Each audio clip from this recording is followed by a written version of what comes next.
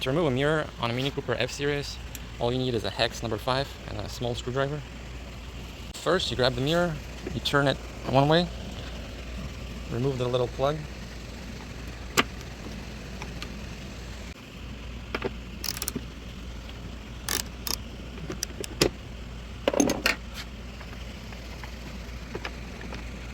The first bolt I would remove completely so it doesn't get stuck.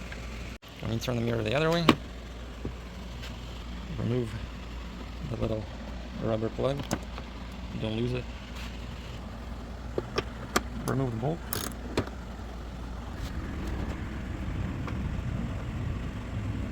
The mirror is becoming loose.